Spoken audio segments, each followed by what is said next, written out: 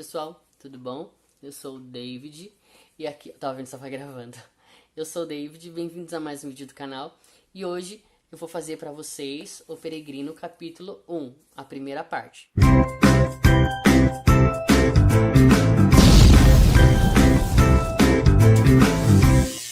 Hoje eu vou falar com vocês sobre o capítulo 1, Cristão em Apuros. Tá, o Cristão em Apuros, nós vamos ler depois os 3 títulos, que Quando Amanheceu, O Encontro com o Evangelista e Deixando a Cidade da Destruição. O Peregrino é um livro que está em terceira pessoa e uma pessoa, ela está tendo um sonho. Então, o livro começa assim, o capítulo 1, Cristão em Apuros.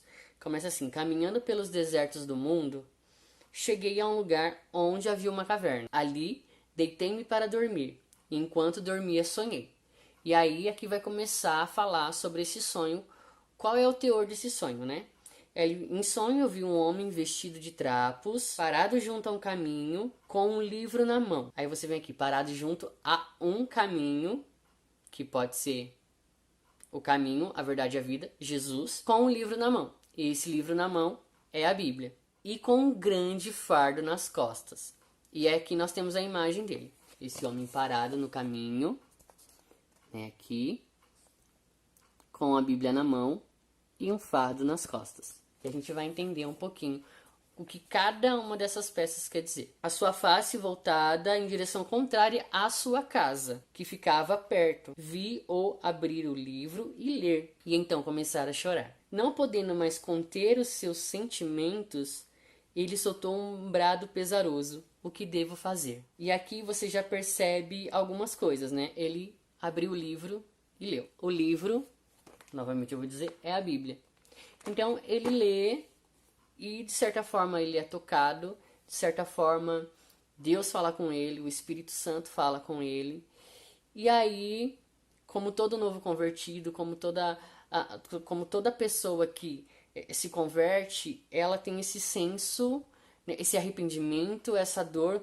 O que eu devo fazer agora? Aí nessa condição ele foi para casa, aí que eu não vou continuar lendo, mas ele foi para casa. E aí, com a sua família e a sua esposa e seus filhos, ele tentou falar sobre essas questões, o que aconteceu com ele, e a família dele viu que ele mudou. Essa é uma das marcas do Evangelho, né? Quando a gente encontra com o Evangelho, a gente começa a tocar as pessoas à nossa volta. Mas só que o caso do peregrino, o que vai acontecer é que a família dele não vai abraçar a mesma causa. Eu lembrei de uma passagem que Jesus disse: aquele que não deixa pai, mãe, filho, casas e bens por amor de mim não é digno de mim.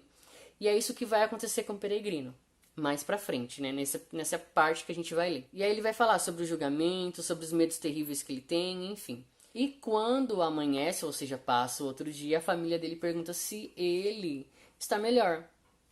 E é quando ele vai dizer que não. Estou pior, bem pior, replicou ele. E aí ele vai pensando na sua condição de pecador, ele vai pensando na condição da sua família que não se arrepende, não tem esse senso de arrepender-se e sair dessa vida. Ele tá tão mudado, ele tá tão quebrantado com esse novo nascimento que está acontecendo com ele. Ele vai dizer assim, então, ele se retira, né? Ele tá falando sobre o peregrino.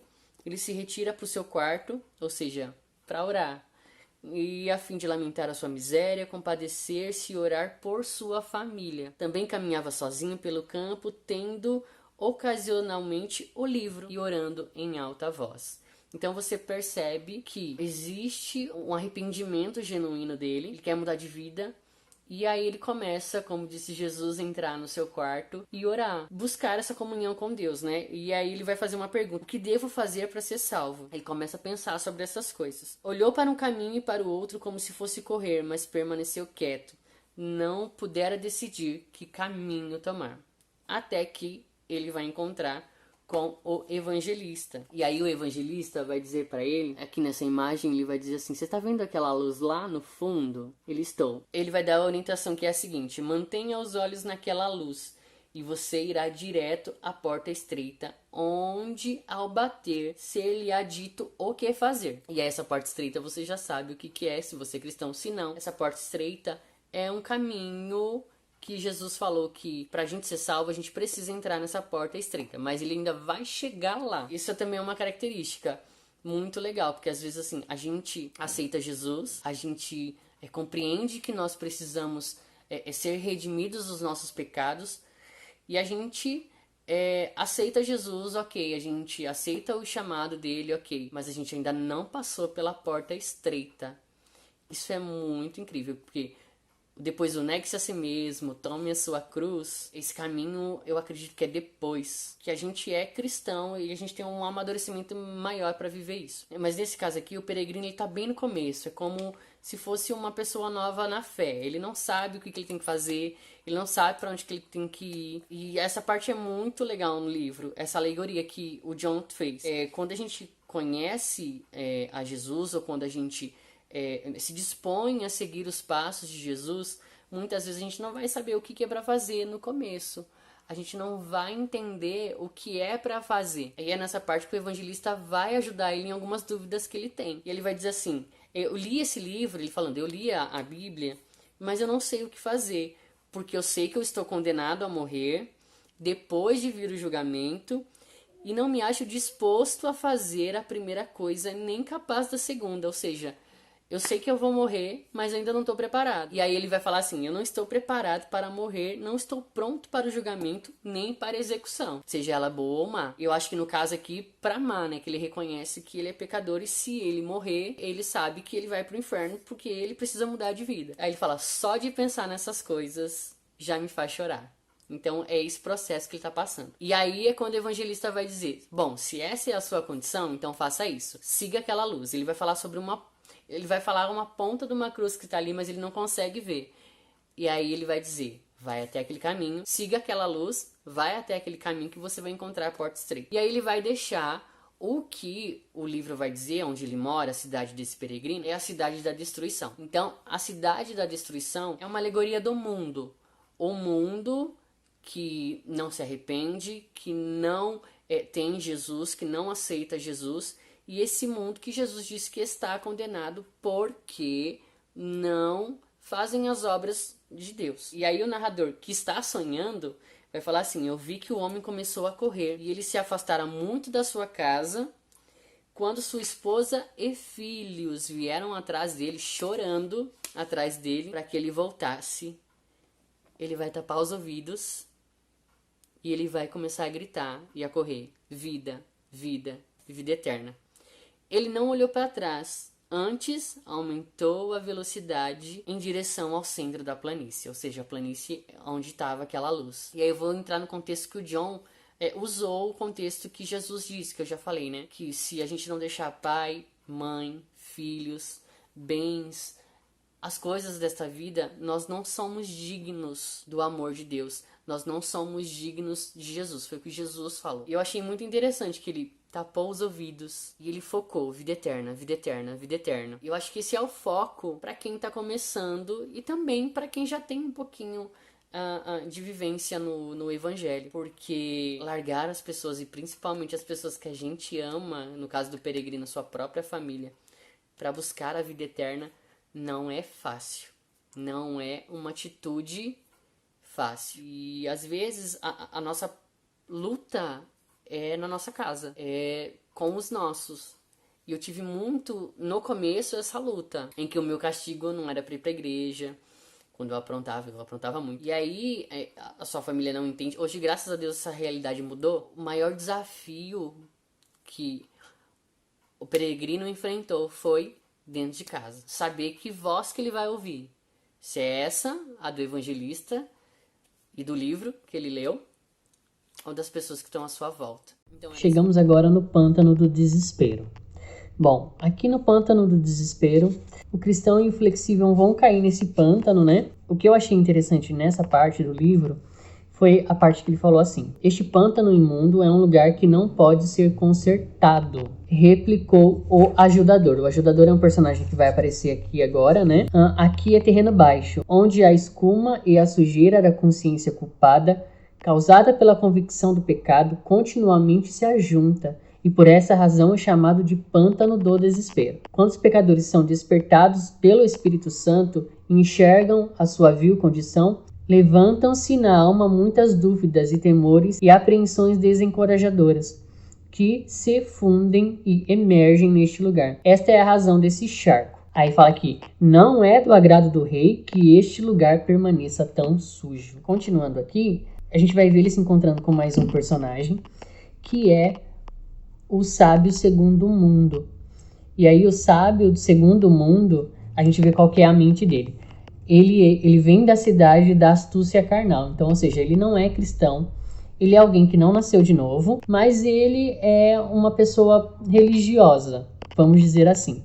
E aí você vai ver que ele tem toda uma conduta moral pelo discurso que ele tem aqui. E aí ele vai tentar dar conselhos pro peregrino. E aí quando ele começar a dar esses conselhos, você vê o que é por detrás desse personagem. Ele vai dizer que a rota que ele escolheu, que o evangelista deu para ele, é uma rota de sofrimento. Então, ele vai dizer assim, ouça-me, pois sou mais velho do que você. Provavelmente encontrará dor, pobreza, fome, riscos, perigos, leões, dragões e até mesmo a morte. E na maior parte do tempo, sentir-se-á cansado e solitário, arrastando-se penosamente na escuridão. Isso é certamente verdade, já confirmada por muitos que seguiram este caminho. E por que deveria um homem tão bom e inteligente lançar fora a sua vida tão descuidadamente seguindo as instruções de um excêntrico? E aí ele vai dar um outro caminho para o peregrino fazer, e ele vai falar que nesse lugar onde ele vai encontrar alívio, né, para os seus perigos, ou seja, para esse caminho que ele está andando, e para suas aflições. Ou seja, ele vai encontrar muita amizade, segurança e contentamento. Só que se você parar para analisar, o que o evangelista falou é totalmente o contrário. E o que Jesus também falou, isso não está explícito aqui no livro, mas é um caminho totalmente diferente. Jesus disse, aquele que quiser vir após mim, negue-se a si mesmo, tome a sua cruz e siga-me.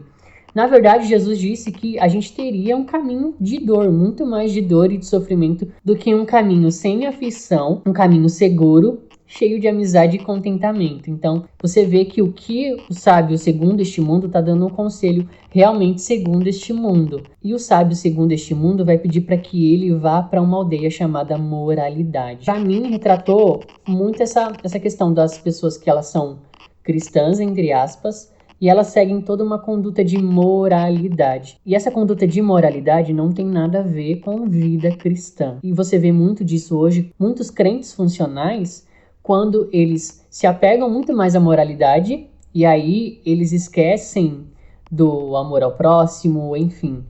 Eles moram nessa aldeia e esquecem de todo o resto que Jesus falou. Bom, e aí ele vai pedir para ele encontrar um jovem nessa aldeia, e o nome dele é Cortesia. Vamos ver o que vai dar aqui, eu tô lendo ainda. Bom, continuando, né, a gente vai ter a chegada ao Monte Sião.